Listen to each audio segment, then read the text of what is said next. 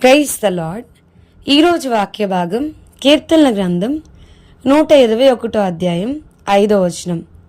యెహోవాయే నిన్ను కాపాడువాడు, నీ కుడి ప్రక్కను యెహోవా నీకు నీడగా ఉండును. ఈరోజు ఈ వాక్య భాగం ద్వారా దేవుడు మనతో మాట్లాడుతున్నారు. ఈ కీర్తనల గ్రంథం 121 అధ్యాయం 5వ వచనం చూస్తే గనుక యెహోవాయే నిన్ను కాపాడువాడు వాక్యం ఎంత స్పష్టంగా చెప్తుందో కదండి. ఈ వాక్యం అర్థం చేసుకోవడానికి మొదటి సమూయేలు గ్రంథం 23వ అధ్యాయం మనం చూస్తే కనుక దావీదు గారు మాయోను అరణ్యంలో ఉన్నారని అన్న విషయం సౌలు గారికి తెలిసినప్పుడు మాయోను అరణ్యంలో దావీదును తరమడానికి బయలుదేరినప్పుడు సౌలు గారు అతని జనులు పర్వతంలోకి ఈతట్టుంటే దావీదు గారు అతని జనులు పర్వతంలోకి ఆతట్టున్నప్పుడు దావీదు గారు త్వరపడి సౌలు దగ్గర నుంచి పారిపోదామని వెళ్ళిపోతా ఉన్నప్పుడు సౌలు గారు అతని జనులు మొత్తం చుట్టూ రౌండప్ చేసేస్తా ఉన్నారు. ఈ అధ్యాయం చదువుతా ఉన్నప్పుడు ఒక వంతు చాలా టెన్షన్ అట్మాస్ఫియర్ వస్తుంది. బాబోయ్, దేవుడు దావీదుని విడిచిపెట్టేశాడా? ఇప్పుడు దావీదు గారిని దేవుడు సౌలు చేతికి అప్పగించేస్తాడా?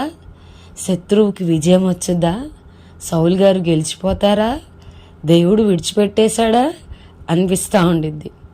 కానీ కింది వచనాలు చదివితే ఒక దూత వచ్చి సౌలుతో చెప్తారు కదా, అయ్యా ఫిలిష్తీయులు వచ్చారు, సో వెనక్కి రమ్మని పిలిచినప్పుడు చుట్టూ రౌండప్ చేసిన వాళ్ళల్లా కూడా తిరిగి వెళ్ళిపోతారు, రాజ్యంలోనికి తిరిగి వెళ్ళిపోతారు. అందుకనే ఆ స్థలానికి సెలెహమ్మలేకోతు భయ విముక్తి శిల అని పేరు పెట్టారు. భయ విముక్తి శిల ఏంటి అని అంటే ఆల్మోస్ట్ దొరికిపోయాం అని అనుకున్న టైంలో దేవుడు చాలా అద్భుతంగా విడిపించాడు. సౌలు గారు దావీదుని తరమకుండా దేవుడు ఆపలేదు. చుట్టూ రౌండప్ చేసేటప్పుడు కూడా దేవుడు మౌనంగా ఉన్నాడా, అసలు చూస్తున్నాడా అన్నట్టు అనిపిస్తూ ఉండిద్ది, విడిచిపెట్టేశాడా అన్నట్టు అనిపిస్తూ ఉండిద్ది. కానీ కాదు, గాడ్ నోస్ ఎవ్రీథింగ్. ఆయన ఏం చేయబోతున్నాడో, ఎందుకు ఆ మార్గం గుండా నడిపిస్తున్నాడో దేవునికి తెలుసు. కొన్నిసార్లు మన జీవితంలో ఆయన స్ట్రాంగ్ నో చెప్తారు. ప్రభా నువ్వు ఎందుకయ్యా ఆపేశావు అని మనకి చాలాసార్లు ఎందుకయ్యా ఇలా చేసావు అని అనిపిస్తూ ఉంటుంది. ఒక స్ట్రాంగ్ నో చెప్తా ఉంటారు. ఎందుకో తెలుసా? యెహోవాయే నిన్ను కాపాడువాడు. కొన్నిసార్లు మనకి మంచిగా అనిపించిన పరిస్థితులు, మంచిగా అనిపించిన మనుషులు, మంచిగా అనిపించిన సందర్భాలు మంచివి కాకపోవచ్చు. స్ట్రాంగ్ నో చెప్తారు. దేవుడు మౌనంగా ఉన్నట్టు కొన్నిసార్లు మన జీవితాల్లో మనకి అనిపిస్తూ ఉండిద్ది.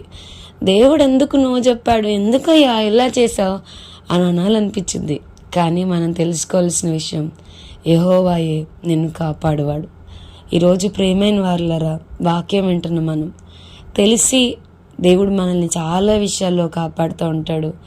తెలియకుండా ఇంకా చాలా విషయాలు, చాలా పరిస్థితుల నుంచి దేవుడు మనల్ని భద్రపరుస్తూ ఉంటాడు. సో వాటన్నిటిని బట్టి ఈరోజు ఒక్క నిమిషం టైం తీసుకొని హృదయం అంతా కృతజ్ఞతతో నింపుకొని, దేవా మీరు నన్ను కాపాడుతూ వచ్చిన ప్రతి పరిస్థితిని బట్టి మీకు వందనాలని చెప్పని హృదయపూర్వకంగా థ్యాంక్స్ చెప్దామా అండి.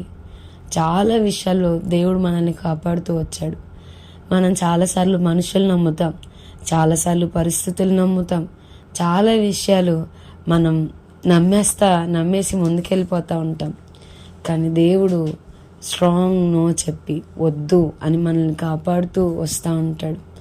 ఆయన మన కుడి ప్రక్కన మనకి నీడగా ఉండి మనల్ని నడిపిస్తూ వస్తున్న విధానం అంతటి బట్టి దేవుని స్తుతించుకుందామా. తిరిగి మనం ప్రభుకి ఏమి ఇవ్వగలం? మన జీవ ఫలాన్ని అర్పించడం తప్ప. So let's give thanks with all our hearts. దేవా ప్రార్థన చేసుకుందామండి. దేవా ఈరోజు వాక్య భాగం ద్వారా మీరు మాతో మాట్లాడినందుకు వందనాలు. ఇంకా అంతా అయిపోయింది, దొరికిపోయారేమో అనుకున్న టైంలో ఆఖరి నిమిషంలో కూడా నువ్వు అద్భుతం చేయగలవు నాయనా. నువ్వు మమ్మల్ని కాపాడే దేవుడివి. అందుని బట్టి మమ్మల్ని స్తుతిస్తూ భద్రపరుస్తూ ఈ వాక్యం వింటున్న ప్రతి వారిని మీరు కాపాడుతూ వస్తున్న విధానాన్ని బట్టి మిమ్మల్ని స్తుతిస్తూ యేసు నామమున అడిగి వేడుకొనుచున్నాం తండ్రి, amen. God bless you and have a blessed day.